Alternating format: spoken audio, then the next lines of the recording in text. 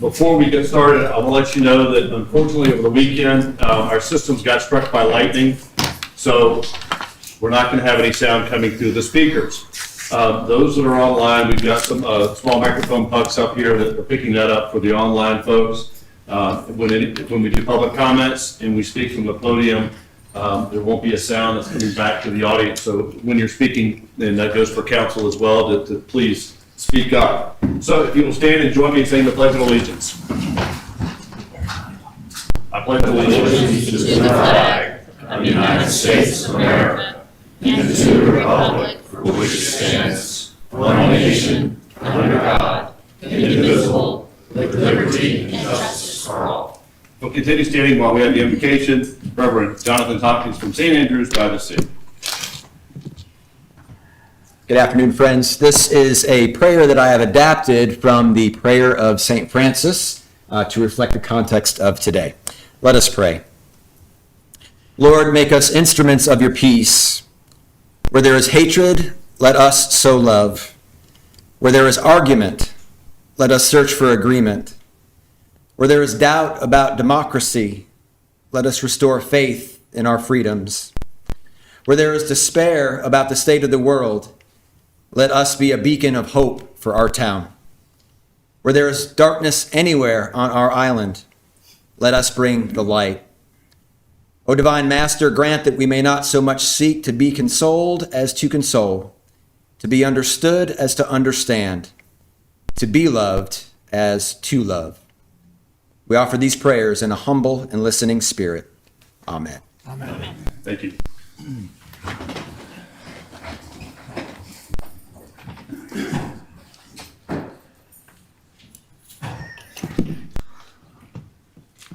Mr. Orlando, do we have any changes to the agenda today? No, sir. Okay, seeing that there are no changes, is there a motion to approve the agenda? So moved. May I ask for a change to the agenda? In the form of a motion, I would like to move number 10, which is public comment on non-agenda items, to 3A, or 3B, I guess it would be. And so that non-agenda items, public comment will be heard prior to us going through our meeting. And that way, anyone who is here, who's interested in letting us know something that's on their mind, will have an opportunity to do that without having to wait all I'll second that, Mayor. Okay, I would, before we go there, you said 3A and we're on, Well, I mean, 3D. well, no, we're on 4. We're on adoption of the agenda. Well, I figured it had to go before the adoption of the agenda. That's the It's- 3D. It's However you want to do it, call it. part of, so what I would suggest is that we move the public comment instead of there. We put it, for your consideration, after the reports of council. I can live with that. Okay. Good. And so we have a second Yes, from Councilman Brown. Okay, so there is a motion on the table to move it from 10 until back to right before the consent agenda, which would be right before the consent agenda. Okay, let's just do it that way. So all those in favor of moving public comment, please signify by raising your right hand. Opposed? So it moves 7-0. And okay, all right, now we move on to the approval of minutes. We have June 17th and July 15th. Is there a motion to approve? So moved. Second. We have a first and a second. Any discussion from council? Seeing none, all those in favor, please signify by raising your right hand. So moved 7-0. Mr. Orlando, do you have any reports for us today? Yes, sir. I'll talk as loud as I can. Good afternoon, everybody. Good afternoon, Mayor, Council. A few things to update you on. An internal one in July, SLED, the South Carolina Law Enforcement Division, awarded the town of Hilton Head Island a cybersecurity grant in the amount of $49,000. We're proud of this. We're proud of Tom Sunday's leadership and the team, as well as Michelle Bunce, our grant administrator. The grant money will be used for our cybersecurity infrastructure equipment and software for the town to be proactive in potential malware or cyber attacks on the town. So just want to sometimes brag about the internal things not a lot of people see and hear, and a great job to Tom Sunday. We've all talked beach renourishment. With this storm, we're definitely paying attention to it, being careful on how we're mobilizing equipment. But Marinex, our contractor, mobilized at Fish Hall Beach Park. I was down there yesterday seeing with my own eyes what's going on. They're staging their equipment on the beach. Sand placement is currently scheduled, right? The pumps offshore, onto shore, currently scheduled to begin after Labor Day weekend. And then the Pine Island rock revetment, as we've been talking about, those bids are on track and they're due September 11th. Lastly, where is Bob? I see Bob standing over there. With Bob Bromages, our Director of Community Code Enforcement, and then some, with a lot of Bob's leadership and a quick mobilized team, we have started to address abandoned, derelict, and sunken watercraft in the waterways. A lot of folks don't see it.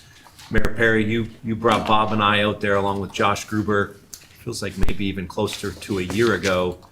It looked like modern day Pirates of the Caribbean with the boats half sunk and fully sunk and sails and boarded up boats. We appreciate that because it opened our eyes a little bit. And since then, we've connected with our delegation. We've connected with our neighboring jurisdictions. You, Town Council, put in FY25's budget a vessel, a boat that was purchased for shared use by community code enforcement and fire rescue. In the budget, we also put in $50,000 to allocate toward the removal of these abandoned boats, right? We always had this great idea and this great need, but we didn't have the funds to support it.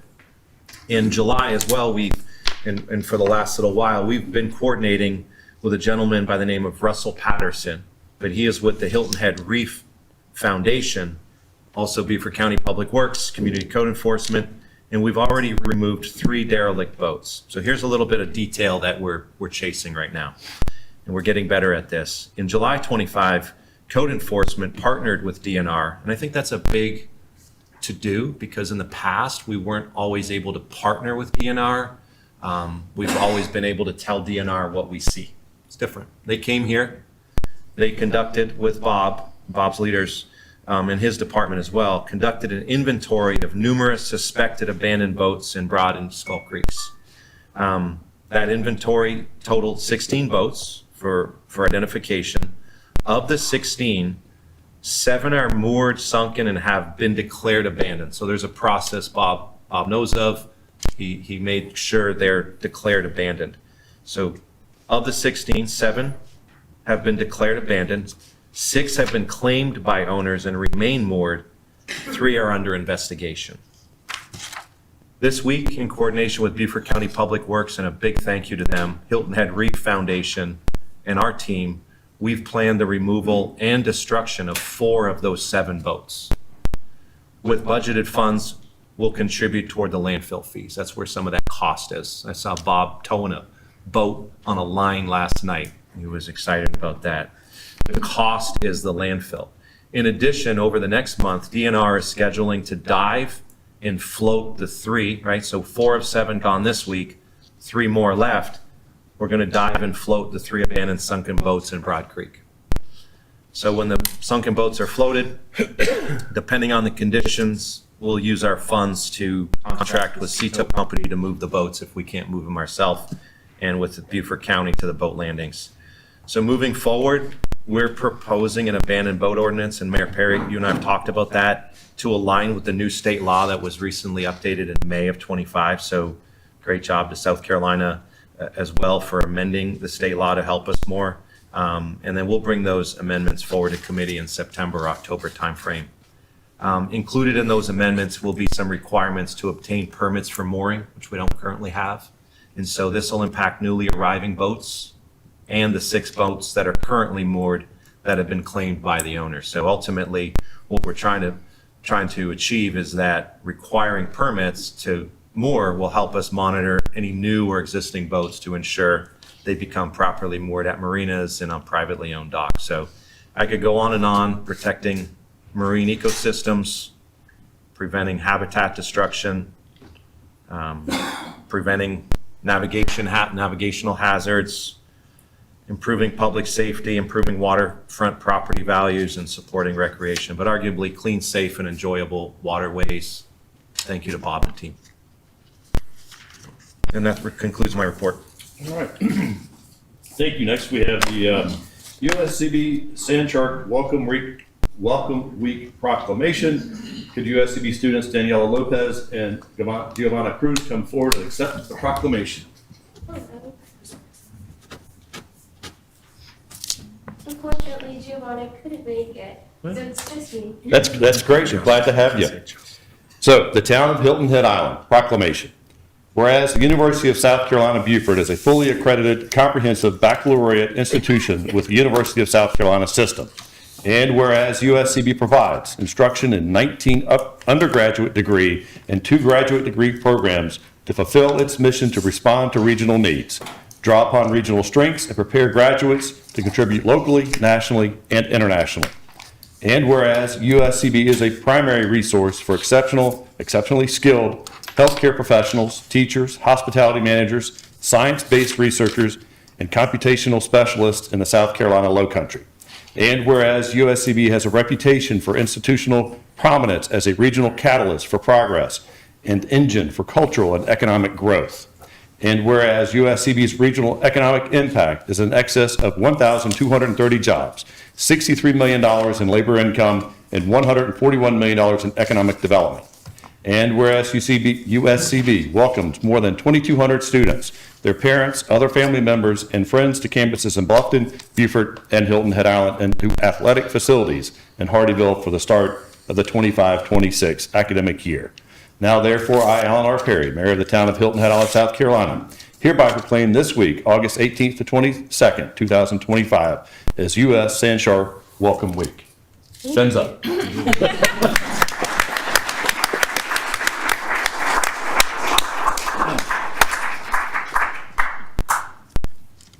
I'll say yesterday I attended the convocation for new students coming in, and it's their largest enrollment ever. And at one point in time, they were running out of spaces for students, and they said, should we stop enrollment? And Dr. Panu said, no, we've got other spaces that we can put them. That is a great thing. Next, I'd like to call Sean Colin forward to recognize his years of service and retirement from the town of Hilton Head Island. I'm gonna sit right here. Look, you wanna go down there, Mark? Yeah, I'll go down. Where's mine? No, that's cool. Where is it? Back here? They moved it. You got it? I got it. All right. Today, we honor the career of someone who has helped shape Hilton Head Island for nearly 2 decades. Our Assistant Town Manager in Strategic Initiatives and resident funny man, Mr. Sean, as some would say Colin and others would say Colin. Since joining the town in 2006 as a senior planner, Sean has risen through leadership roles, always bringing vision, responsibility, and heart. Most recently, he guided our strategic plan, leaving us with a roadmap that will serve this community well into the future. Sean is known for his insight, integrity, mentorship, and quick wit. Town council, staff, and residents alike are better because of his service throughout the years. After nearly 19 years, Sean begins a new chapter as Chief Operating Officer of Sea Pines CSA. We look forward to working with him and the Sea Pines team in this new role. Sean, on behalf of Town Council, our Town Manager, and Town staff, thank you for your leadership, for caring, for all your contributions, and your dedication to this organization, and especially community. We have a gift for you as a token of our appreciation, and I invite everyone to join us for a reception on Thursday, August 28th at 3 p.m. here in Chambers to celebrate. Best of wishes to you, Heather, your family, May you embrace the legacy you've left on this organization and this town, and may your next chapter be fulfilled with continued success and fulfillment.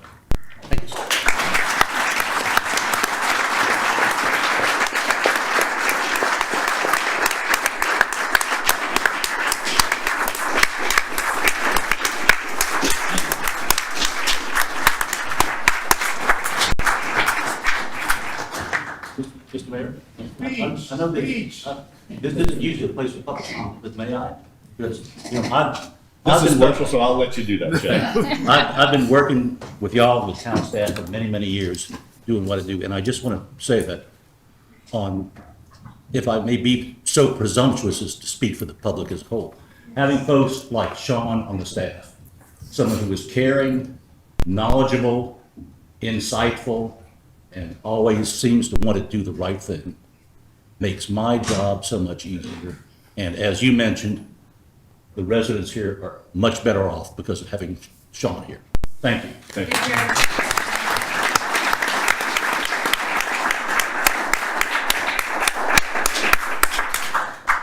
All right, Sean, you're back on the stage now to present. Getting the most out of them. That's right. The Gateway Corridor Master Plan going forward. If you give us a brief update on where we stand with that and what to expect going forward. Thank you, sir. Thank you for that recognition. All right. We'll get through what I think is my last update on the William Milton Parkway Gateway project from this side of the dais. One, I want to let you know the project is in good hands. Recent developments over the last year with a failed referendum, a modified scope, inability to achieve full funding have left us in a little bit of a difficult position with no local funding for Hilton Head Island's portion of what was the corridor project. And what the town is committed to do is to develop a master plan based on all the previous good work that's gone in over the 8 or 9 years, I guess, on this project, to put those in a master plan to help the town of Hilton Head Island secure funding to make improvements that are necessary within this corridor and to provide better access, mobility, and a sense of place through the Stony community. So what I've got here is I don't plan to go through everything in detail, but I want to let town council and the community know what is in the master plan in general. And there might be an element here that needs to move from one section to another. And you'll have plenty of opportunity over the next couple of months to discuss and refine and finalize the plan. But we have begun work on the master plan. We're working with our consultants, some usual suspects with MKSK and their engineering team. And we've got local engineering support as well. But the plan will look at a complete master plan, not just for Stony, but it'll be focused on Stony. But really from I-95 all the way through the Cross Island Parkway. And so we've got sections that'll be included in this master plan, off Island and Western Gateway. Goes all the way out to I-95 with a potential for adaptive signals to help flow from I-95. That's being widened. I just had the groundbreaking on that. But that improvements all the way through the Moss Creek intersection. We've talked about opportunities where the derelict gas station is, improvements leading up to and through the Mackey Creek bridges, and then improvements to the bridges themselves. I've commuted through that corridor every day of the week for many years, and I can say that roadway and just the condition could be improved with some attention. Then there's the Pinckney Island section. We talked about, at one point, there was not going to be access from a new eastbound bridge elevated.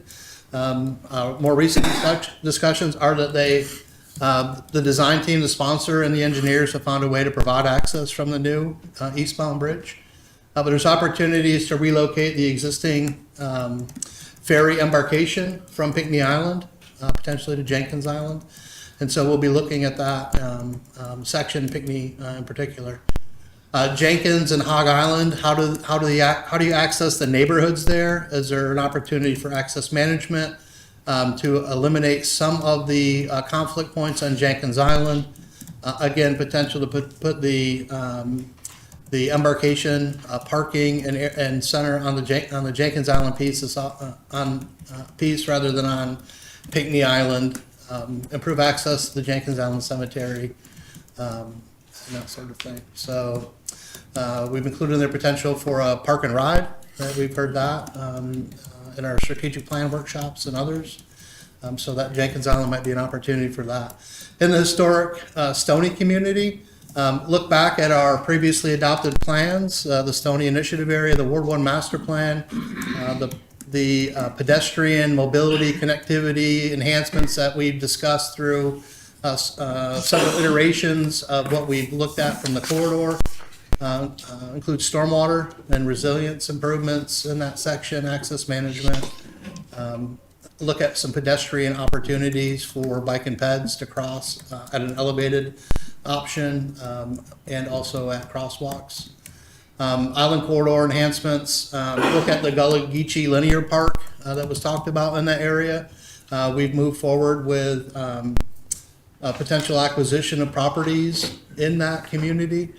And then look at if the ultimate outcome of this is a new 3-lane bridge striped for 2 lanes, the opportunity to extend a 3rd lane on island and take advantage of the additional capacity should be looked at. So we're looking at a plan of a potential phasing with what the county is currently proposing with $300 million 3-lane eastbound bridge, but also looking ultimately at potential future phases should the full funding for a project come to fruition. I know that the county is applying for a large bridge grant, and should that come through, we'll have to have another discussion next spring about what that means.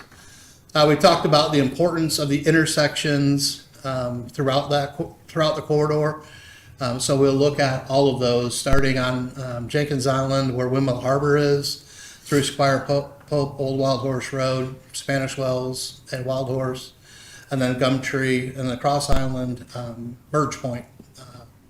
Taking a look at those. And we've come up with different ideas. Our engineering team is looking at some others, and you'll have cost estimates so you can understand the order of magnitude of each option and what those, the benefits will be from the different options for the intersection improvements.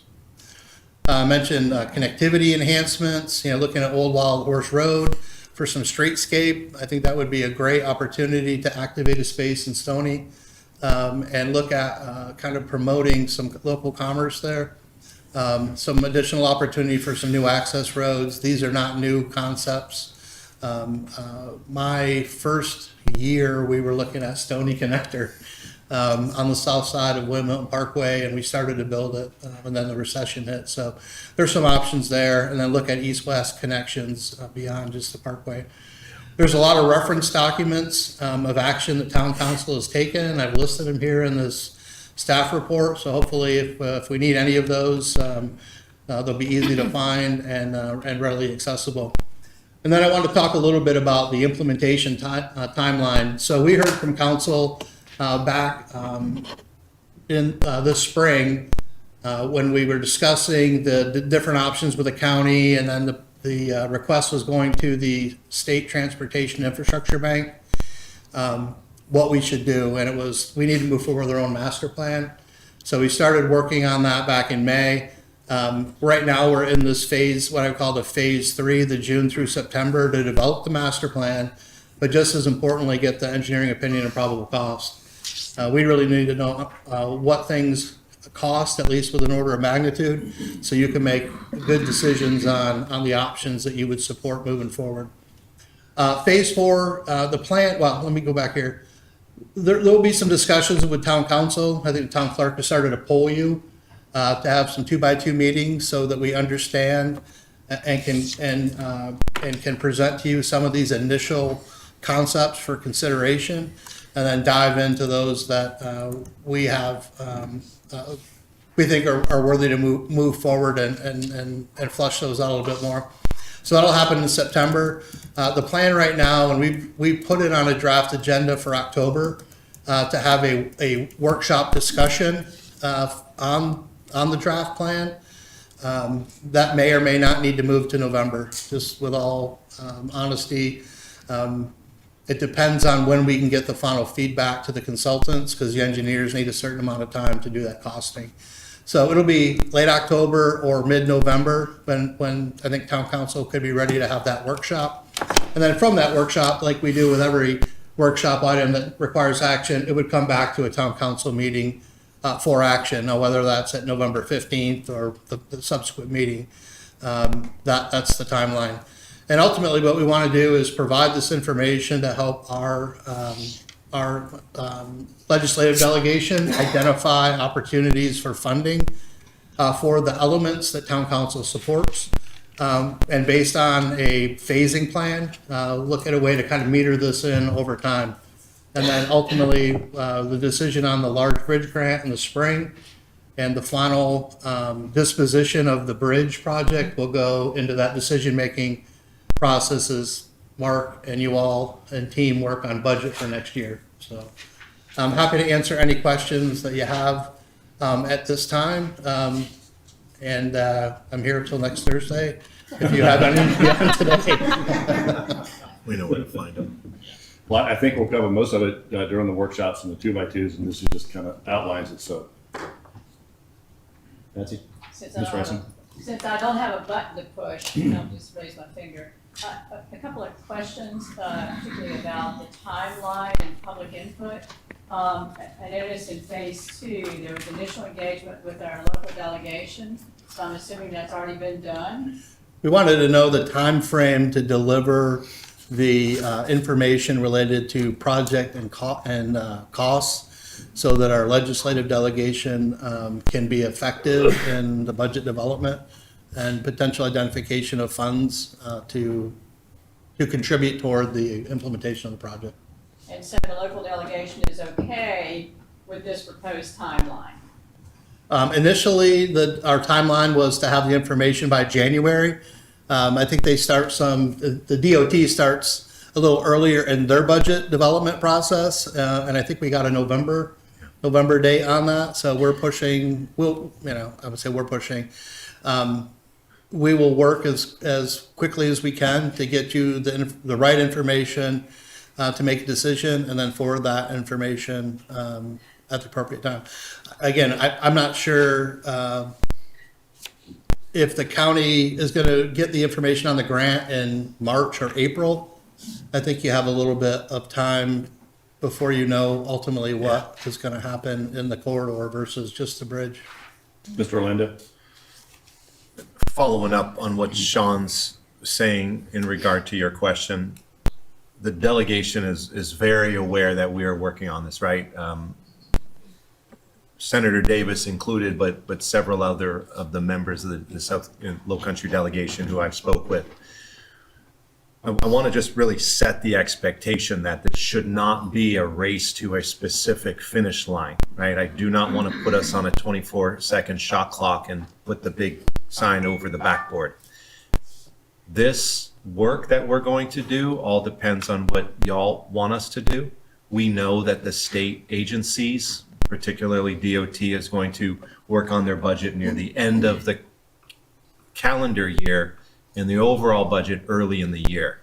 I will not wait until everything's completely buttoned up before I'm talking to Senator Davis, Justin Powell, and a whole bunch of others. This will have to be a work in motion, but these dates that are outlined in here keep us on track to make sure that Senator Davis can represent, as well as others, the town's immediate and primary ask in those budgets for those first tranche of dollars.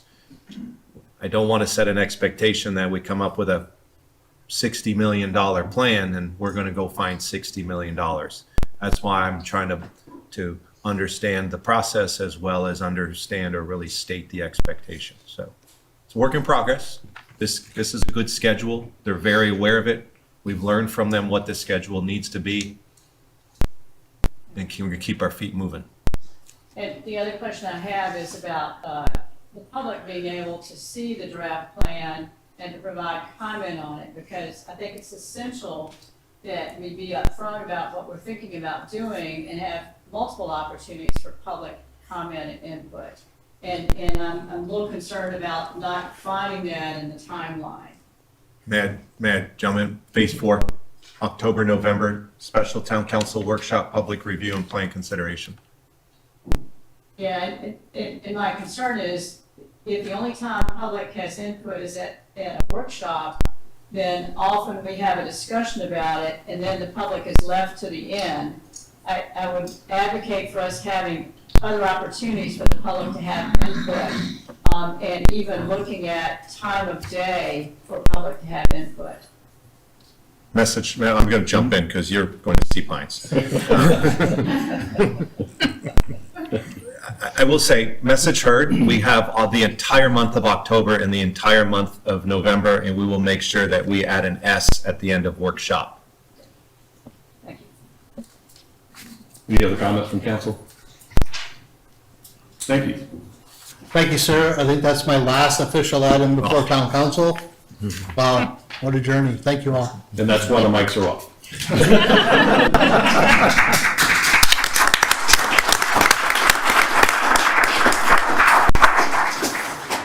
All right, next we'll move on to my appointments as alternates of the subcommittees for Finance Administrative and Community Services and Public Safety. Finance Administrative, it will be Mr. Steve Alfred. Community Services, Public Safety will be Ms. Melinda Tunner. Now we will move on to general reports from council. Does anybody have any general reports? Ms. Tunner? Yes. I had the opportunity to present a proclamation to Camp Leo to recognize their 50th anniversary.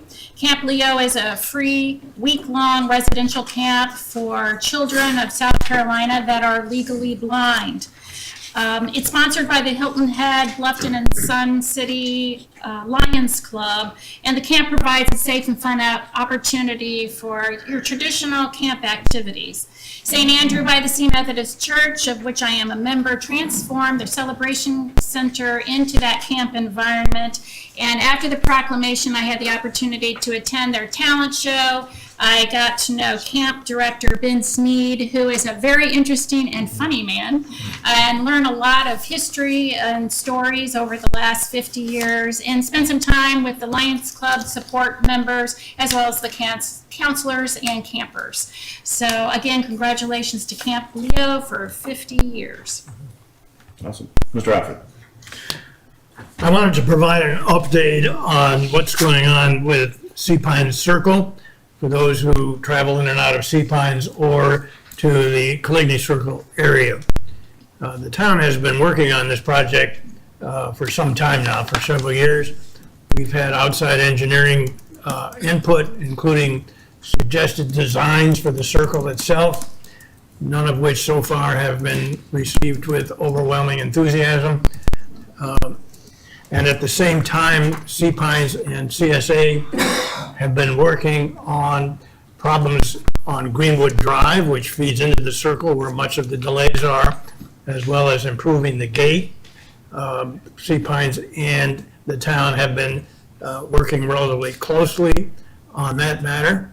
And I suspect one of the privileges that will exist is that it's quite possible that Sean Cullen will be involved in those on the other side in the near future.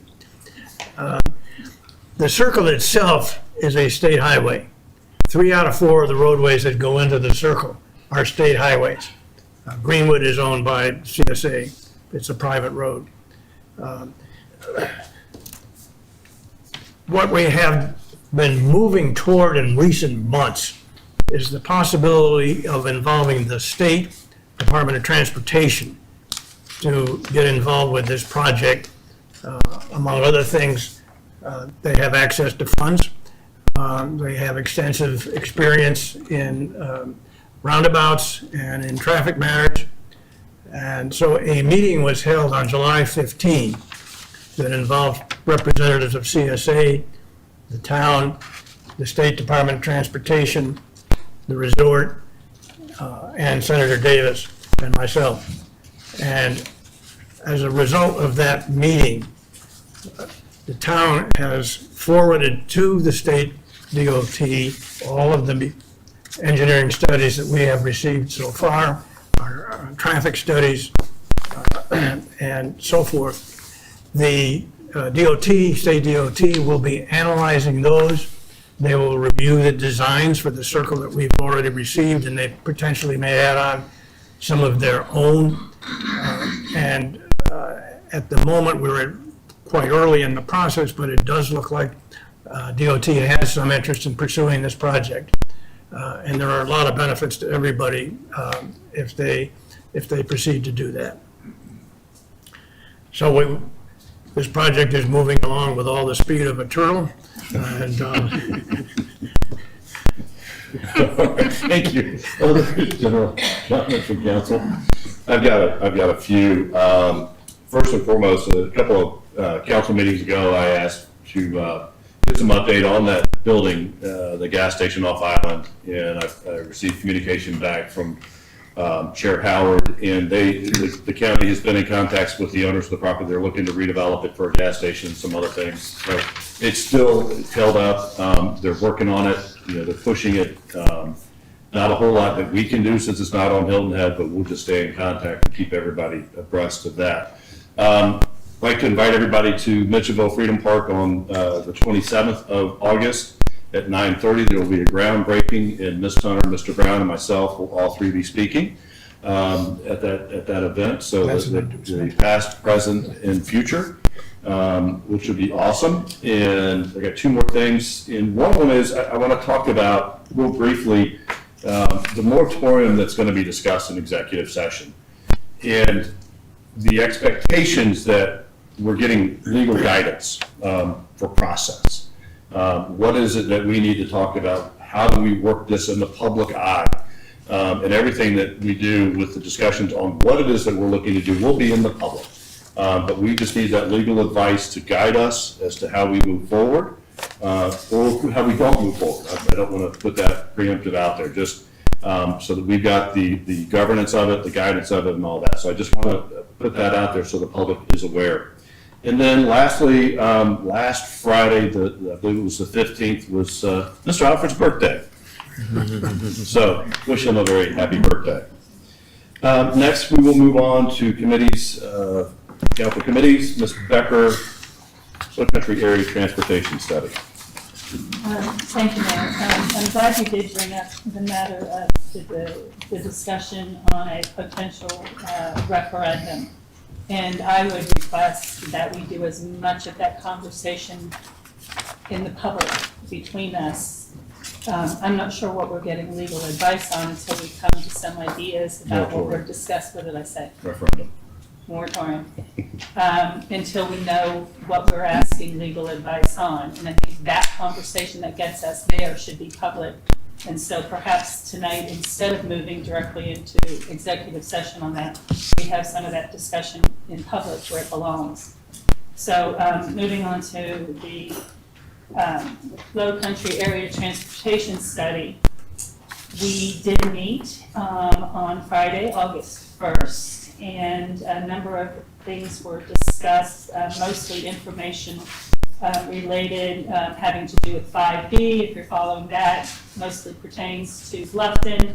That was a very interesting conversation. I think had some positive aspects that came up from that conversation. There was a report from Beaufort County about 278, much of which, or more than what we heard there, we heard today from Sean. And thank you, Sean, for your update. Appreciate all those details. There was an update from Palmetto Breeze, who has some concerns with regard to their budgeting and how that may impact us here on Hilton Head. And I think that's something we need to pay attention to.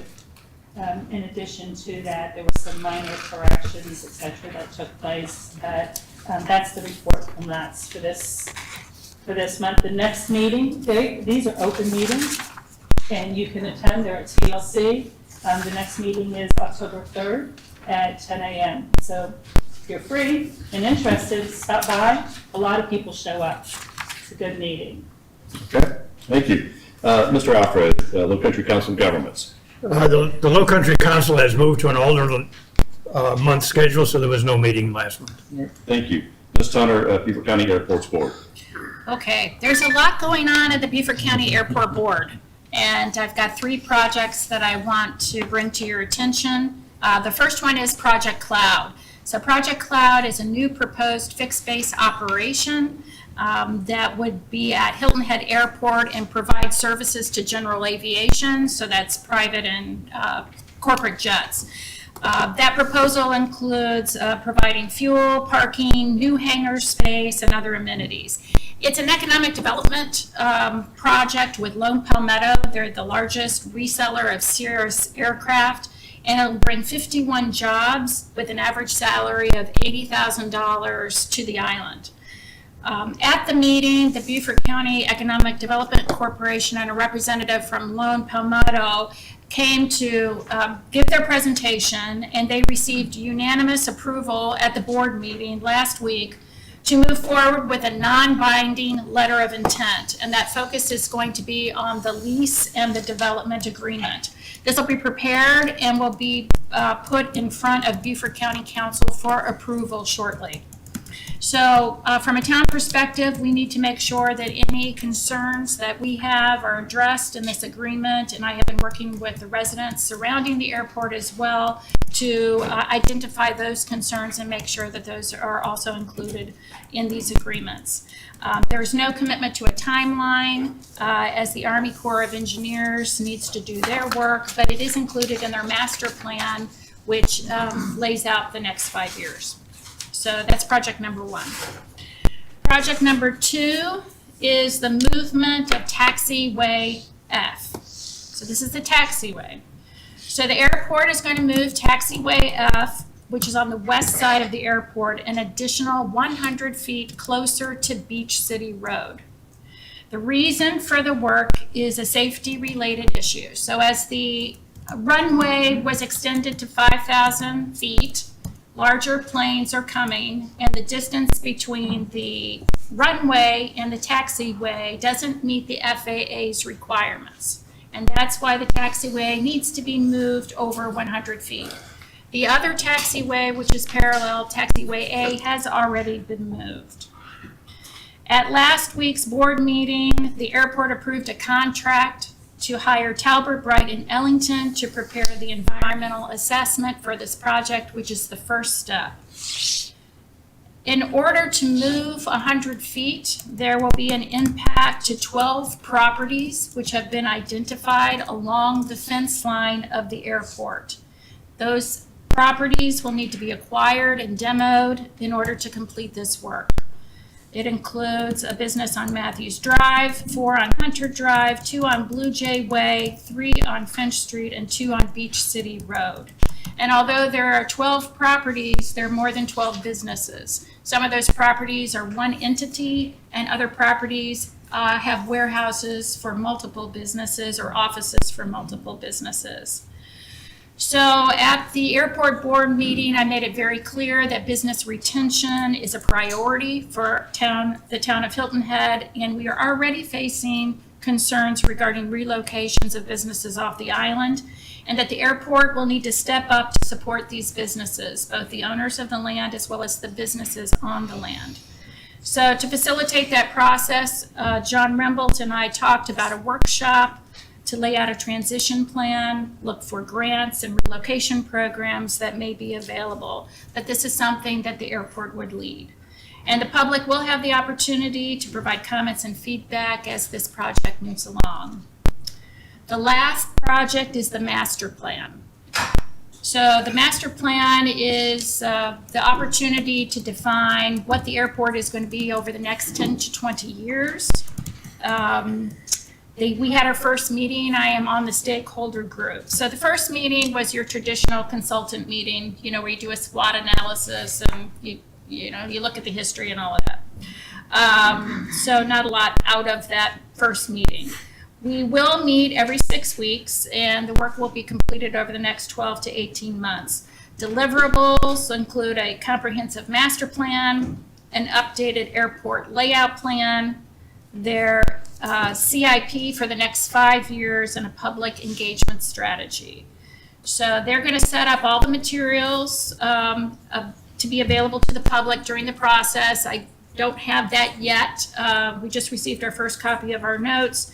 But once I know where the materials will be, I'll make sure that gets communicated, and there will be the opportunity for public feedback during this process.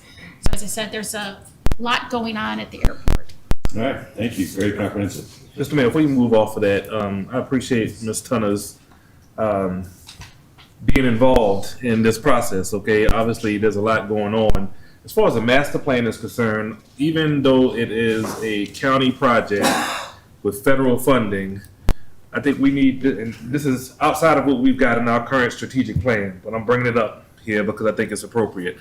I think at some point we need to state a position from this council as to that master plan, okay? So that Ms. Tunner's not there, sort of a lone wolf trying to carry the load, okay? I think that's important for us to consider. I agree with that 110%. I agree with that as well, and we also need to activate the communities around. I've already had the opportunity to talk to Hilton Head Plantation, Palmetto Hall, and Port Royal, and I have a meeting in the Bagel area in September, and so we need to make sure our residents are activated as well. Thank you. Mayor, can I just jump in and say that I agree with the idea that we need to support Melinda as our representative to that board, and that we come up with a position statement for her to be able to carry with confidence into those meetings. We'll take that forward, definitely. Soloco, Ms. Bryson. And I'll just add one comment to that. Actually, it kind of does fit under our strat plan. We have economic development, so it would fit right under there, so. As far as the logo goes, there's lots of conversation, not projects moving forward, as Ms. Tunner has reported, but I'll list these. So first of all, there's a request from the county for a letter of endorsement for the federal grant on the westbound lanes on 278 on the bridge project. The SLOCO board members did seem to support that, and so a letter was sent. Also, LAPS had approved the same type of letter of support for that grant. Then there were 3 reports from subcommittees. One is the child care subcommittee, looking at providing, advocating for some state funding for a tri-share model. Hardyville, Bluffton, and Beaufort have all adopted the resolution in support, and understand from the mayor that we're going to have that scheduled at some point in the future. That will be in September. Then with regard to a 20-year plan that has been shepherded, oh, can't speak today. Without a microphone, I can't speak, I'm sorry. At any rate, shepherded by former town council member Tom Lennox, looking at collecting and reviewing existing data, including economic data.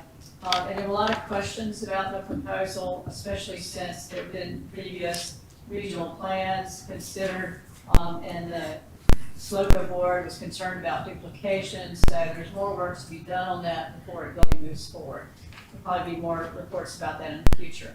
Then there was also a regional growth plan subcommittee led by Bob Burchett, the planning director for Beaufort County, and they had recommended a workshop with funding to be provided by the various governments and SLOCO. That didn't seem to have consensus, so Mayor Harry Williams, who chairs SLOCO, is going to send an email out to the board and ask each jurisdiction for input on whether or not to proceed with the workshop, since there didn't seem to be consensus at that meeting. Then the next meeting, one more thing, there's working towards a creation of a regional directory of attainable housing projects. There was some input provided on that, and some more to come about that in the future. The next meeting date is next Tuesday, August 26th, at the town of Bluffton at 10 a.m. And that's my report. All right, thank you. Mr. Brown, Island Recreation Association. Thank you, Mr. Mayor. Last week, over 100 children started the after-school program. The computer club will be working with the senior center staff for another 2 years to provide classes and tech support for our seniors.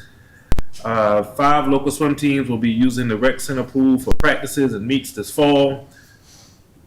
I recommend that y'all go take a look at that, by the way. Youth soccer sign-up continues for the next several weeks. There's a new event of the outdoor rec staff called Paddle Fest on Saturday, September 6th at the Sailing and Rowing Center. Check out the website for more information. And finally, 14 staff members from the town took part in an orientation session provided by the association. The session focused on the relationship between the town and the association and the general operation of the Island Rec. That's my report, sir. Thank you. Beaufort County Economic Development Corporation, we had a meeting on July 24th. Probably the main things that we did that day is we approved both the accounting firms and the audit firm. And as we publicized in the paper, there will be an audit done on 24-25. And there were several discussions on grant requests, one for Project Glory, which was $75,000 request, which was approved, and it's a low-speed electric vehicles corporation. There was another one for Project BAG, which was an expansion of an existing business, of $30,000. Recommended sale of 31 acres in Beaufort Commerce Park at roughly $40,000 an acre for a total of $1.29 million. There was another discussion on 10.25 acres on St. Helena for community development, where South Carolina Parks, Recreation, and Tourism provided $1 million grant to acquire that piece of property. Would require $500,000, roughly $500,000 investment from EDC and the county.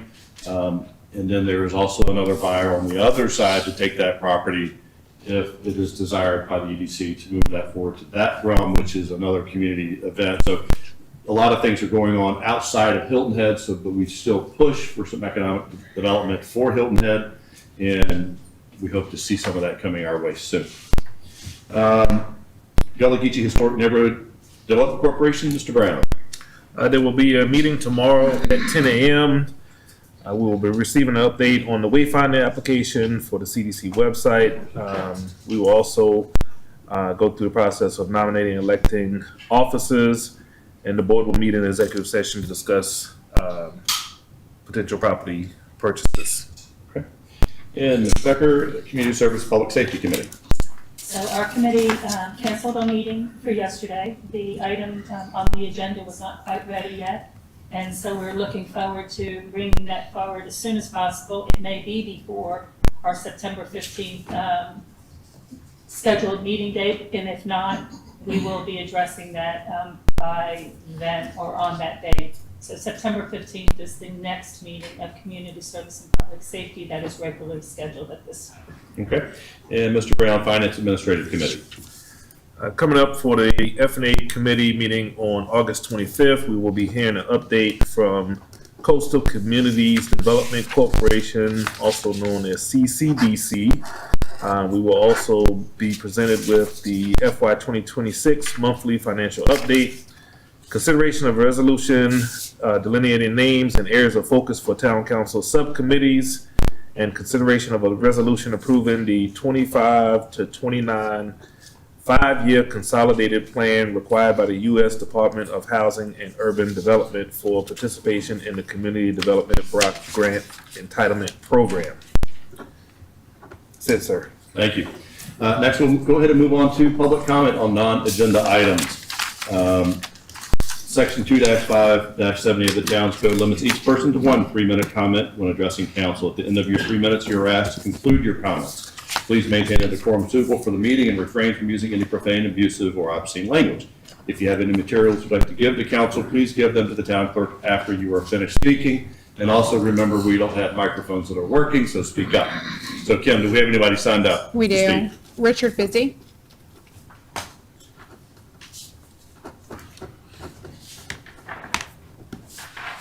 Good afternoon, Richard Busy, Indigo Run.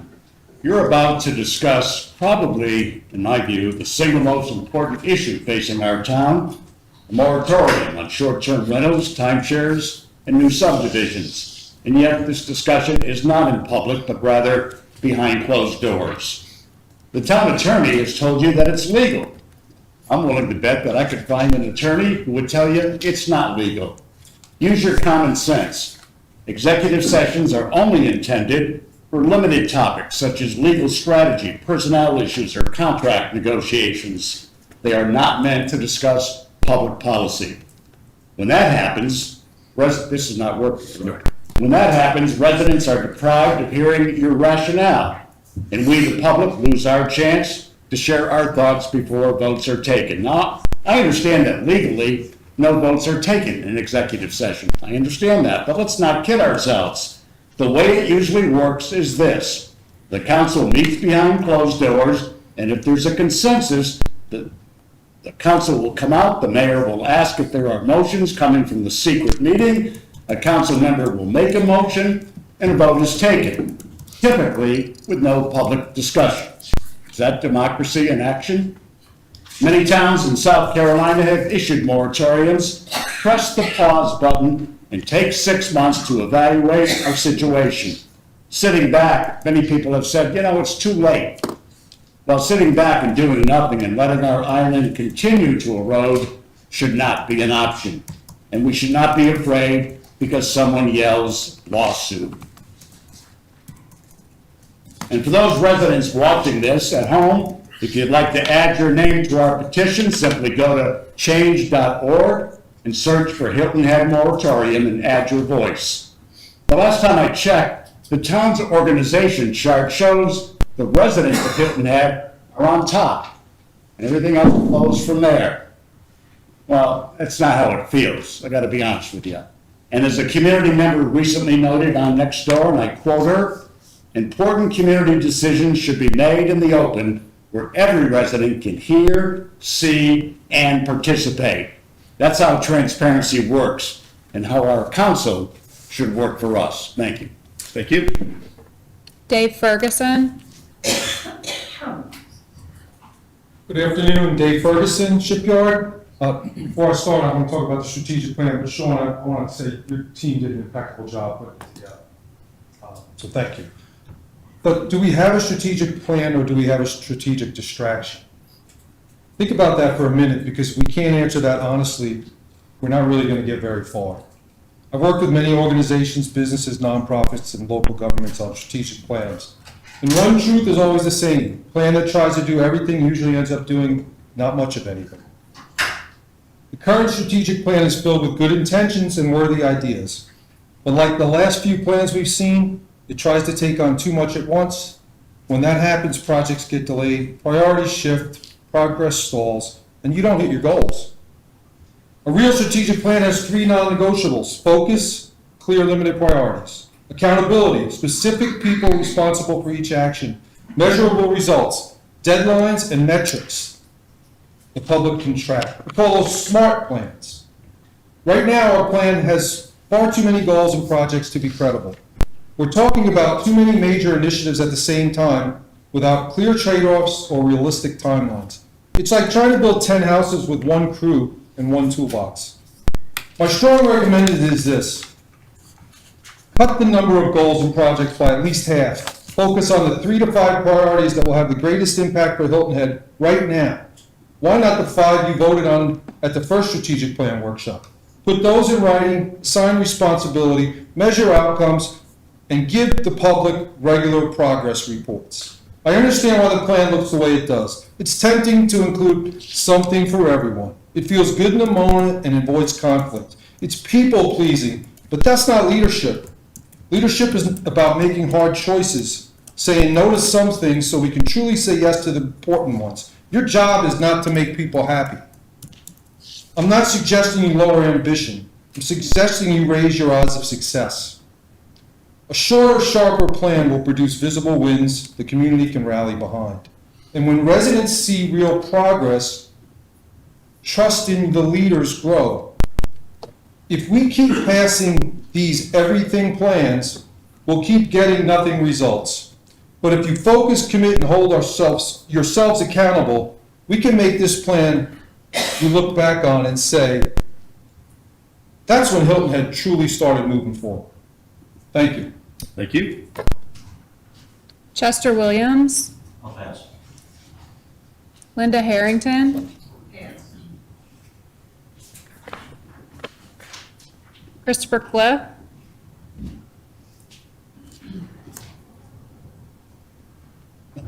to the cliff. I'd just like to say, I've lived in Sea Pines since the end of 2000. I'm absolutely delighted that Sean's joined Sea Pines, and I hope he'll bring with him his commitment to transparency and openness. CSA needs it. Referring to the master plan,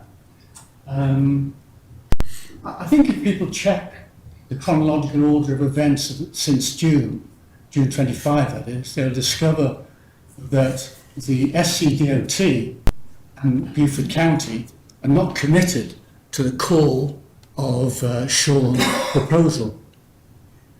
I've been in contact with the SCDOT and BC, and I've been in contact with the South Carolina Transportation Infrastructure Bank. They had no knowledge that the SCDOT submitted on the 31st of July an application to the FHWA for a 200 million grant under the Bridge Investment Programme. SCDOT cannot explain why, in the past 18 months, they applied for and got a grant of 175 million for the bridges over the Marion Lake, but omitted to apply to the FHWA for 200 million for the US 278. And the Beaufort County can't explain the omission either.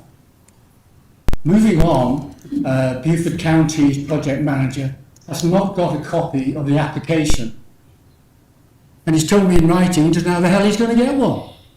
What's worse, the project manager for SCDOT, Craig Wade, is a really nice guy, very open to transparency. He hasn't got a copy. And what did he say to me in writing? Christopher, your best chance of getting a copy is to make an FOI application. I'm trying to get a copy also. So what's going on? The SCDOT is not committed to that single span eastbound bridge, and nor is Beaufort County. And if they actually win their award, which I'm sure they're going to get to because Lindsey Graham's up for re-election, Davis is behind it, they're going to get it.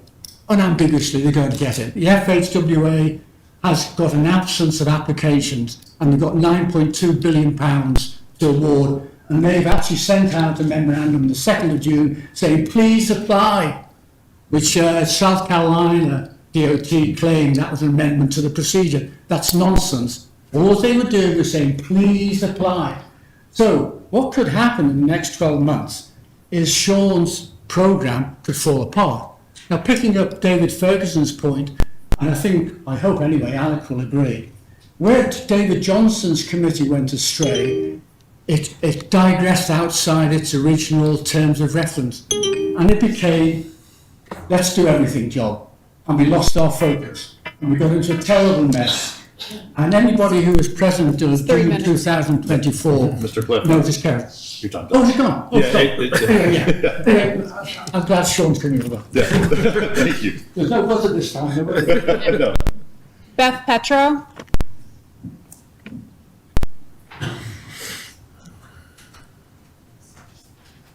Good afternoon, Council. I'm Beth Petro with Beachside Getaway and a 35-year island resident.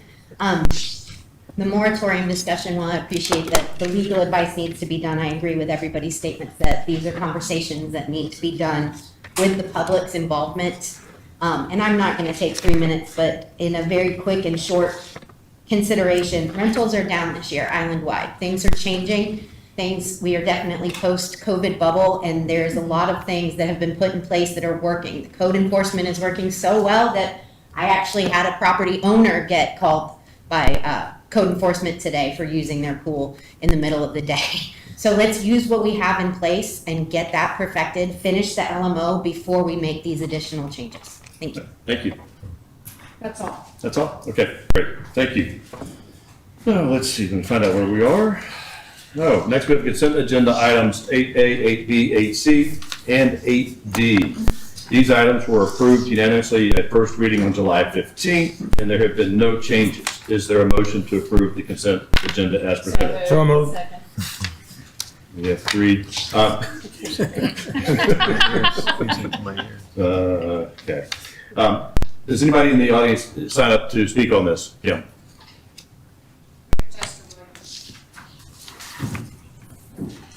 Thank you, Mr. Mayor, council members. I'm going to reiterate the comments that I made on on first reading approval of these with respect to the tree ordinance and the deletion of the exception for specimen trees on previously platted subdivision lots. You need to understand that the majority of that impact is going to fall on the native island community. I mean, the town's practice for the last probably 6 or 7 years has been, they don't approve subdivisions anymore that show specimen trees on single-family lots. So this is going to affect things that were approved prior to that, and I suspect the majority of that impact is going to fall on the native island community. So be prepared for some blowback there. The second one on the procedures, if you look at page, in your packet, page 76 of 237, it's got the chart for, out of the LMO, for hearing notice requirements. And there's a new provision in there for major subdivision / major development plan applications with a public hearing before the planning commission. But then when you look back a little further, there's a gotcha here, and I don't like seeing gotchas. A couple pages back under minor development plan review, which is not mentioned here, it says, oh, if you have a minor development plan review on a piece of property that's adjacent to or across the street from a residential use, then you got to go to the planning commission just like you're a major. So just put it in the notice requirements there so you don't have a gotcha like that for someone who has a minor development plan application and, oh, there happens to be a home across the street. Thank you. Thank you. That's all? All right, so we have a motion by, put down Mr. Alford, second by Ms. Bryson. Any discussion from council? All those in favor, please signify by raising your right hand. So moved 7-0. Awesome. Thank you. New business, we'll move on to, we have consideration of a resolution authorizing application to the South Carolina Arts Commission for a cultural district designation on Hilton Head Island. This resolution was presented to the Community Service and Public Safety Committee on July 21st and approved 3-0 for referral to full town council consideration. Natalie Harper, what you got? Good afternoon. Thank you very much. I won't take up very much of your time. I do appreciate that we had the opportunity to present this memo and the attachments to the committee about a month ago. And there was some very good feedback from the committee and also some statements from the public in support. So just to give a very high level, the South Carolina Arts Commission has established this district program to support placemaking and promote local economies through the arts. And the real key for this in our community is that it's a geographic area of a city or town with a concentration of artistic assets, cultural, creative businesses, and placemaking districts. Another key part of this is that it needs to be walkable. We had some visitors from the South Carolina Arts Commission here on July 31st, and we walked it at noon. I do not recommend that to anyone, and they were a little curious why there wasn't a lot of cultural activity happening inside this proposed district, and I said because we're all too hot. So I will just move forward and say that they were very impressed with what we showed them initially. We may have some discussion about shrinking the boundaries slightly to actually make it a little more walkable, even not in the 95, 100-degree day. But there are 11 of these communities in our state that have received this designation. We hope to make that an even dozen. And there are some great benefits for Hilton Head Island to have this district, which would be to promote our visibility as a premier arts and cultural development, that we support longstanding culture and arts here on Hilton Head Island. And it aligns with our strategic priorities relating to placemaking, tourism, and economic development. So there are some great opportunities here, and I'd be happy to answer any questions. I don't think I need to go through all the attachments. You have a long agenda here this evening, and I think I should leave it at that. Okay. Do we have a motion on this? So moved. Second. Kim, has anybody signed up to speak on this agenda item? No? Any discussion from council? Couple of quick comments. This is wonderful that we're doing this. Thank you, and thank you to the arts community for their support in this project. It was brought to my attention, there's a wonderful article about Hilton Head and its cultural arts in Southern Living magazine. So I commend your reading to that. It also talks about other local activities. And then secondly, in CH2's publication, an article about the artist who does, has the marker work along the trail there. So I commend that article to you as well. This is wonderful. I look forward to it, and I sure hope they approve this. Any other comments from council? You said shrinking. It may mean that the Arts Center proper is not included, but can be called out. There's really not a great pedestrian access from the Arts Center into Shelter Cove Harbor and Marina. The rest of the trails, they were very impressed with our recreational pathways. And, we might ask for a few more sculptures in between a couple of these areas. But overall, it was not a negative visit at all. They had a lot of very positive input for us. So would there be a potential future conversation with Greenwood Development on improving the walkways throughout that area? I've identified a couple of areas where I might suggest they consider a different route slightly that would sort of cut a corner or two, and that maybe they would consider some spaces on their property for public art or engagement. Okay, awesome. Any other comments? Making sure. All right, we've got a motion by Mr. Alfred, second by Mrs. Becker. All those in favor signify by raising your right hand. So moved, 7-0. Next, we have a first reading and consideration of an ordinance of the town of Hilton Head Island to amend Chapter 16 of the Municipal Code, Land Management Ordinance, to amend the traffic impact analysis plan requirements and traffic analysis standards in Land Management Ordinance Section 16-2-103, 16-5-106, and Appendix D. The Planning Commission held a public hearing on April 16th and voted unanimously to recommend that Town Council approve the proposed text amendment. On May 19th, the Community Service Public Safety Committee voted unanimously to recommend approval to Town Council. Mr. Laniger. Good afternoon, Mayor Perry, members of Town Council, Mr. Orlando. Just to reiterate what the mayor said, the proposed amendments have been reviewed by both the Planning Commission and CSPS, the Community Services and Public Safety Committee, and in both cases, they were recommended for approval unanimously. If adopted this afternoon, this ordinance will amend our land management ordinance specifically related to our traffic impact analysis and provide better resources for town staff to mitigate traffic impacts that result from new development. Those key improvements include requiring examination not only of signalized intersections and roundabouts, but also unsignalized intersections that stretch in between those areas. We're also going to ensure that more developments are required to submit a traffic impact analysis by reducing the threshold for when an analysis is required. How that is currently required is that if a development generates at least 100 peak hour trips, it is required to submit an analysis. We're reducing that by half to 50 peak hour trips. Additionally, we're providing town staff with clearer standards and better mitigation measures.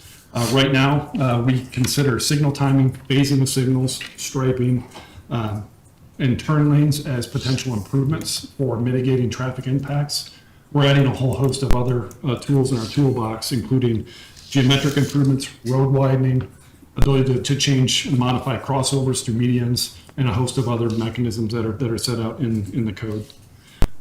To give some examples of what this would look like as it was applied to some recent developments, if we think about the Jonesville neighborhood or Jonesville Road area and subdivision that was recently approved there, as well as a timeshare development on Follyfield Road.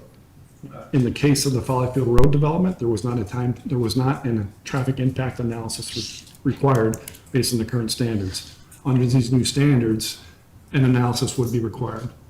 Additionally, for the Jonesville Road project and also for the timeshare, the mitigation measures that we would look at wouldn't just look out at the nearest signalized intersection, which may be way off in William Hilton Parkway or some other area.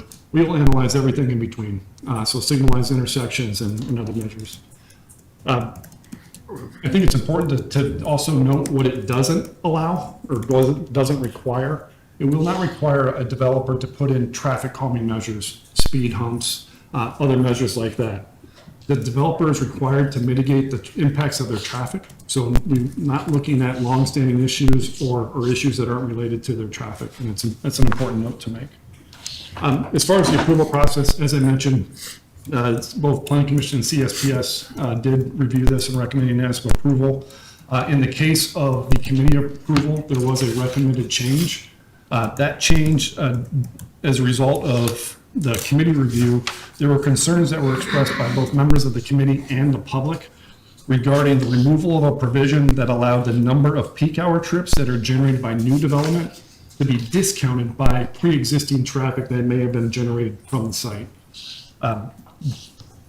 Based on that, the committee asked town staff to go back and readdress that issue and put together some amended language. We have done that in this amendment that's in front of you this afternoon. There's language that was already in the code that was proposed to be struck. We put that code back in. However, what we did do is that discount was allowed indefinitely based on the code. So if a property was vacant for 10 years, they would still get that discount. We have put a 2-year clock on that, and that's aligned with best practices from a traffic management, traffic impact analysis standpoint. So with that, if town council should agree with the recommendations of the committee, what I would respectfully ask for town council to do is to make a motion approving first reading, but remand this back to the planning commission. The reason for that is the planning commission by state law and by our own LMO has to review any changes to a zoning code amendment, which this is. That will then come back to you all for second reading approval, pending any substantial changes from them at probably your October meeting. Okay, is there a motion? I'll make a motion to move forward or approve on first reading the ordinance as it's currently written and make it a pending ordinance at this time, if that's appropriate. I need to ask Mr. Coltrane about making it a pending ordinance. Is any issues with that you can see? The microphone doesn't work, so you need to come on up. No. That's good. Sean? Mayor and members of council, my name is Curtis Coltrane, and the proposed ordinance text has been through the planning commission, been the subject of a public hearing.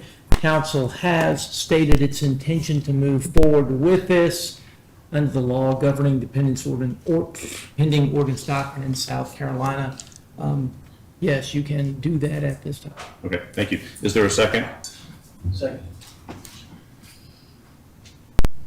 Kim, is anybody signed up to speak on this agenda item? Yes, we have one person, Mr. Bixby. Good afternoon again, Richard Busy, Indigo Run. Once again, the council is continuing to tinker with revising the LMO. And for those residents who are not familiar with the land management ordinance, think of it as the Bible for town rules and building ordinance, or a massive set of regulations intending to prevent unchecked development from destroying the character of our island. In early '23, residents were informed in this chamber that the LMO would be completely revamped in about 90 days. They were told that the LMO was the #1 priority for town staff, and that's why the Public Planning Commission said no to a moratorium at that point. Fast forward 2.5 years later, and the revised LMO is still not completed. Town Manager Mark Orlando tells me that a draft of the revised LMO will be completed by the end of this year, nearly 3 years after it was promised. And contrary, Mr. Brown, contrary to what you told WEEI, since '23, the town has adopted 12 amendments to the LMO, another 6 amendments currently before you. And while those changes matter somewhat, they don't solve the density issue. The town still allows 8 units per acre on lots of 5 acres or more, and up to 6 units per acre on 3 to 5 acres. As a result, high-density housing developments have emerged.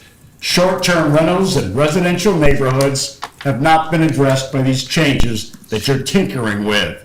And what we now have is high-density, cookie-cutter neighborhoods, short-term rentals taking over well-established residential neighborhoods. Residents outside the gates are left with little protection. Just ask John and Stephen Brighton of South Forest Beach, who don't have a real neighborhood anymore. Or ask the residents of Bradley Circle or Holiday Homes.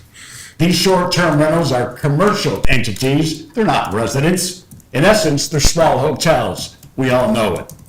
Lots of people, of course, are getting rich at the expense of residents, in particular, out-of-town developers and real estate agents who specialize in flipping these short-term rentals. I think it's called greed.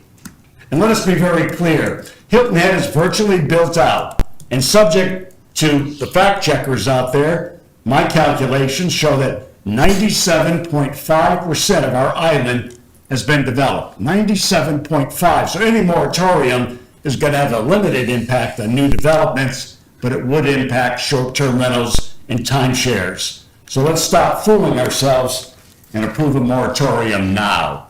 Thank you. Thank you. That's all? All right, so we've got a first from Ms. Becker, second from Mr. Desimone. Any discussion from council? Mr. Desimone. I got a question. Could you re-explain exemption B? Maybe put a hypothetical number in it. Tell me what you're doing. Yeah, so if, for a hypothetical, let's say there's a development that comes in and they're gonna generate 100 peak hour trips. But the pre-existing site, before this development came in, the previous development had 50 trips, well, 75 trips. We would discount the 100 trips by 75 to get to 25. And therefore a traffic impact analysis wouldn't be required. If you recall from the committee discussion, the reason we were asked to put that, staff was asked to put that back in, there was concern about how we would impact the redevelopment of the potential redevelopment of certain properties around the island by not allowing that exception to be put back into the code. So we put it back in, so that exception is available, but we put a shot clock on it, that it's only good for 2 years. And that's to help promote redevelopment of properties. We also heard from the public during that same conversation as far as a legal concern about not providing for that exemption or that consideration for existing traffic that's being generated from the site. All right, so let me ask you something else. So an existing development, that's that, not an existing development. But if you go from 100 to 50, and you have to, I read in here, you have to hit the level of service above F, correct? Level of service has to be a D. We don't accept level of F. Right, so you have to be better. What if you can't? If you can't, we'd wouldn't be able to have your development, you have to make modification of development to offset that mitigation. You have to mitigate it or adjust your development. Would there be a cap on mitigation to solve that? A cap on, I don't follow that cap on mitigation. Well, to mitigate the problem in the intersections or acceleration and deceleration. Yeah, so you'd have to mitigate. If it was to a point where you couldn't mitigate, then we'd have to look at modifying the development to get within the mitigation allowance.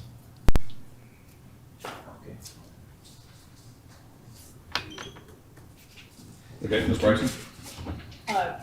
One is a process question. I support the pending ordinance, believe me.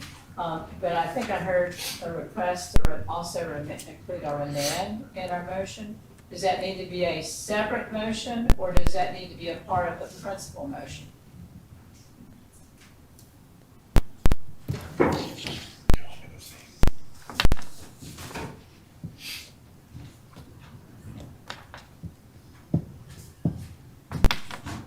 Ordinance is reviewed by the planning commission has changed. So as a matter of state law and the LMO, it has to go back. So it's not really a remand, it's compliance with the state law and the LMO that you have to send it, that it goes back to the planning commission so it can weigh in before it comes back to you for the second reading. So in other words, we don't need to include that in the motion or to have a separate motion. No, it has to go back as a matter of law. Okay. I mean, you can do that. No, I heard that doesn't in the hurt. report, that we should do that. Okay. For clarity. Okay, so we don't need to. Okay. And my other question is about the impact. I'll say this, I've never met a traffic impact analysis that a developer did not love.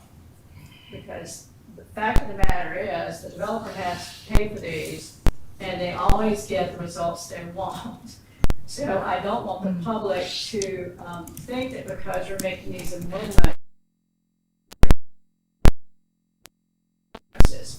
But my question is, and you mentioned the two projects that I asked about previously. So for instance, the subdivisions along Jonesville Road, would this amendment create a requirement to include in the analysis the impact of the intersection of Jonesville Road and Spanish Hill Road? Yes.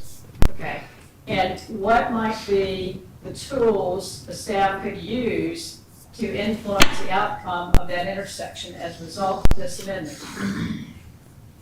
Well, as far as the tools, it's a very data-driven process. It's a data-driven decision that is made when we're doing a traffic impact analysis. There are standards, there are manuals that are going to dictate how much traffic is projected to be generated by that development, and then what that traffic is going to have as far as an impact onto that specific intersection.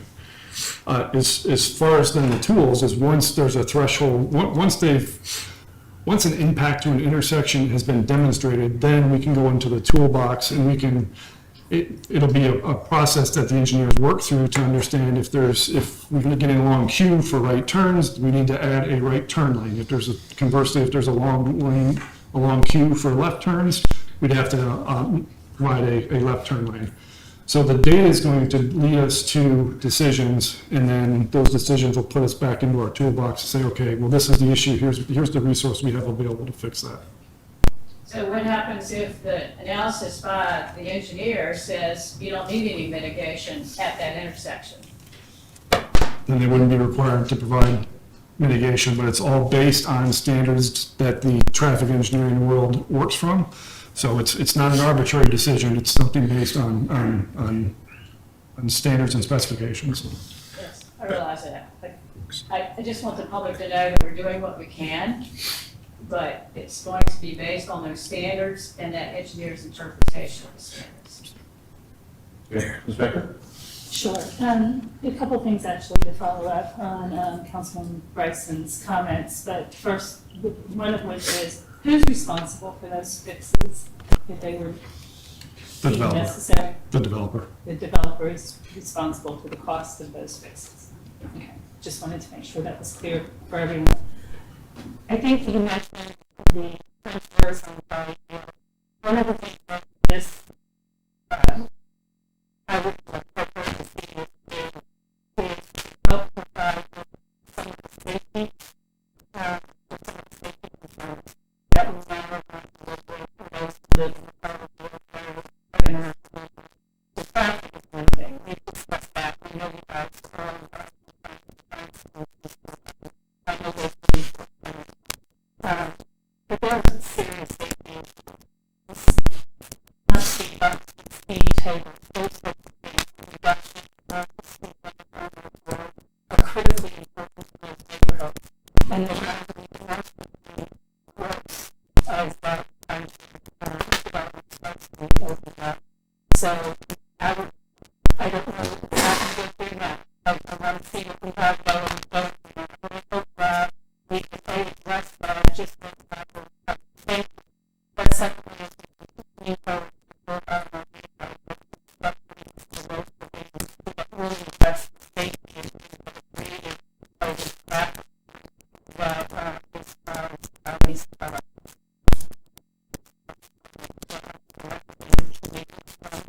recommendations. I want to make one great point, and thank you for that feedback. Appreciate how much Sean's worked on this TIA amendment. It's very important that we also add, just because a traffic engineer submits it, we, as part of our development review program with several professional engineers, civil, we also have access to transportation level outsourced consultants.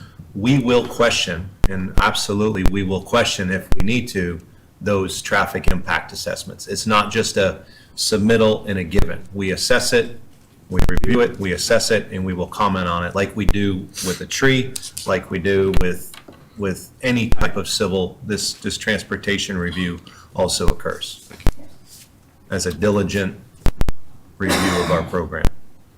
I think, sorry, I just wanted to say, I know that's what the town does. I know that the staff does that. They don't rubber stamp things that come through just because it's provided as a report. We have a great staff who's looking over everybody's shoulder and making sure that everything is done to the best for the community's safety. And I trust that. Yeah, I don't doubt that, but I do want the public to know that even though we do that, in the end, our hands may be tied because there's no denial based on disagreement with that report. Could we get our own report if that were to become a conflict? Is it a possibility that the town could initiate its own?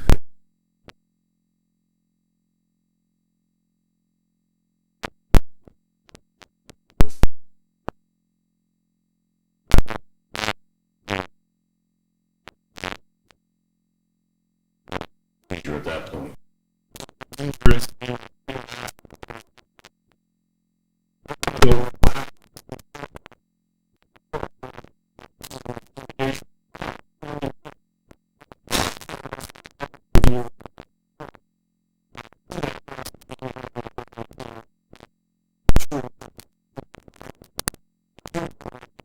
Reach out.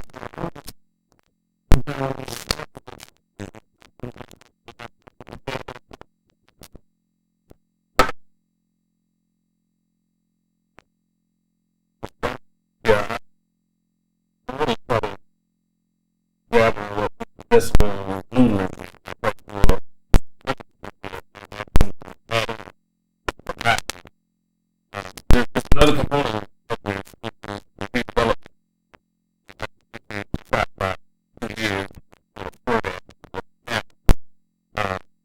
But if you got into a situation where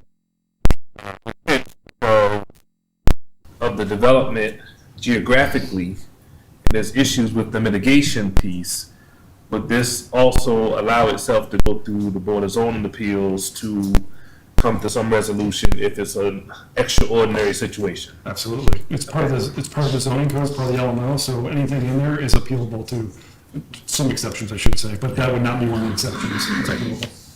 What happens if you get into a by right situation? As far as The development there in CNC bonds.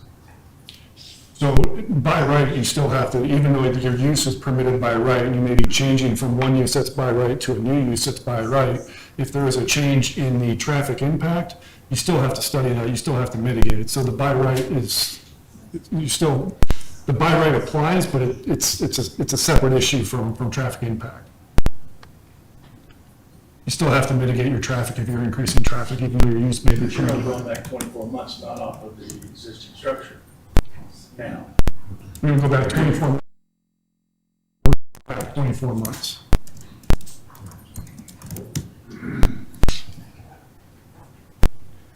all right. I just wanted to add something, Mr. Mayor. Obviously, this does not provide us any guarantees that we're going to stop development on Hilton Head. Okay, this does not provide us any guarantees that it's going to be perfect. To Ms. Bryson's point, I'd also point out to us that within the staff report, it's clear that on September 24th of 2024, during a workshop, we gave Mr. Orlando direction as to bring this back to us. So we're almost a year into this. And I think you can tell by some of the questions that are coming up that it's not perfect. And more than likely, as we have redevelopment opportunities, because we don't want to see dilapidated on our island, either things are going to go to the Board of Zoning Appeals, or someone's going to be in front of us saying, can you change it? I think that's the reality that we have to face ourselves with here as we move forward with our amendments. I close there, sir. Thank you. Other comments? I do believe it's going to hurt some of our blighted areas. Yeah, I agree with your comments, and it allows too much before, right? So where is that happy medium? And what we try to avoid are the unintended consequences. We know what happened in 2014 with the unintended consequences. But this puts something better in place that has more control, and to be honest, we have to have faith and trust in staff that they're gonna analyze this, they're gonna underwrite this report to the benefit. Make certain that it meets the required qualifications, so.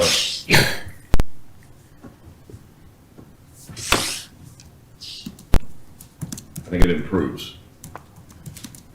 So, any other comments? Seeing none, we've got a first from Ms. Becker, a second from Mr. Desimone, to move this forward with the change in language, obviously going back to planning commission as a pending ordinance going forward.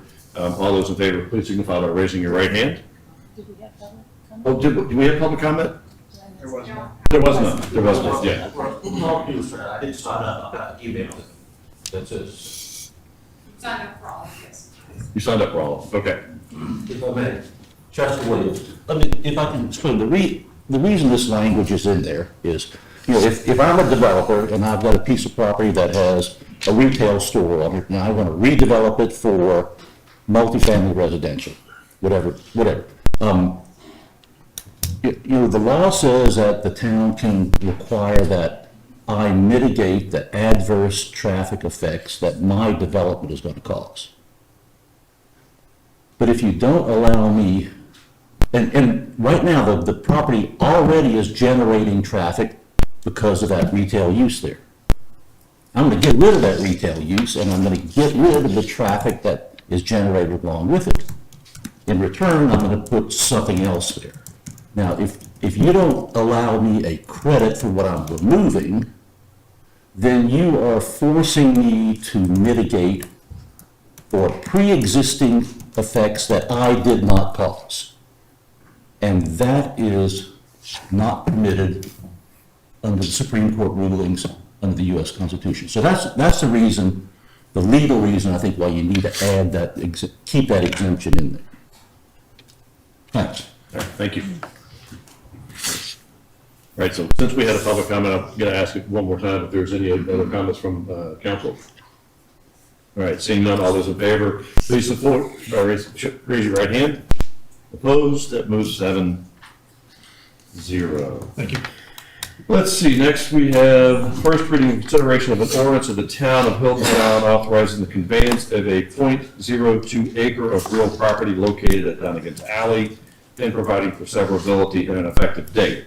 On June 17th, 2025, Town Council reviewed the request from the owners of 144 Arrow Road to purchase approximately .02 acres from 25 Dunnigan's Alley and directed the town attorney to prepare ordinance authorizing the conveyance for council's consideration. Mr. Brown. Thank you. Good afternoon, Mr. Mayor, members of council, town manager.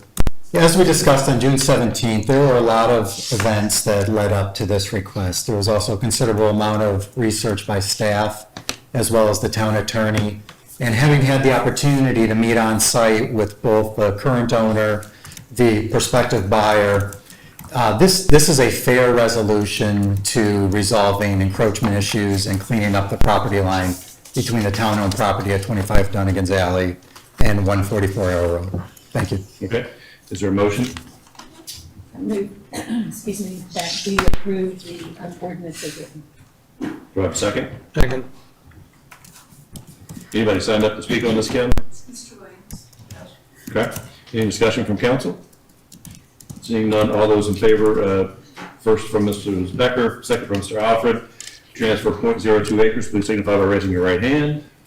Opposed, so moved 7-0. Mr. Orlando, do we have a need to go into executive session? Yes, sir. As shown on as shown on town council agenda, item 11, exec session, items A, B, C, and D, sir.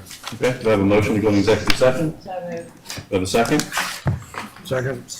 First and second is vote. All those in favor, signify by raising your right hand. Just a matter of discussion for a moment. So with regard to the moratorium discussion and legal advice, again, I just want to say as clearly as I can that in the documents that we have for executive session, there is an outline of some some significant legal advice that we've already received. What we haven't done is had a conversation. And I strongly don't believe that that conversation about what it is that we're even asking legal advice about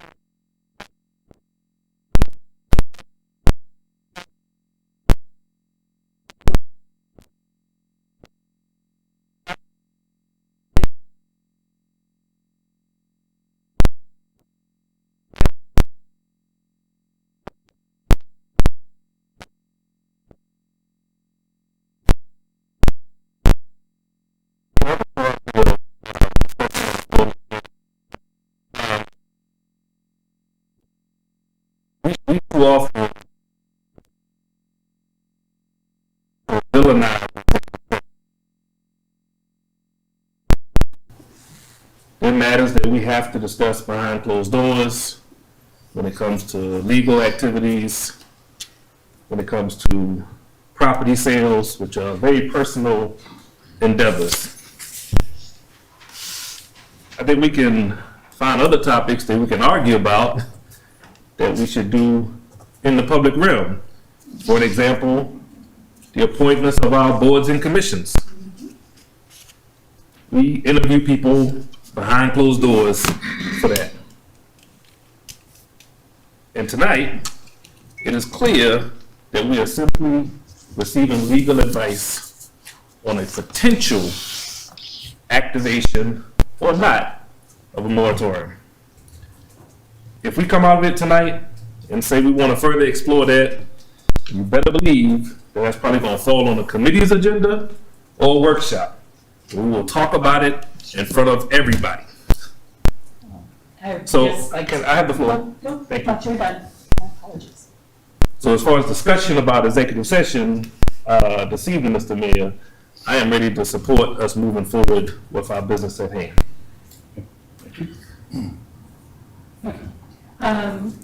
And I guess I would just respond to that with two things. One is, what are we asking legal advice for? A simple moratorium? What does that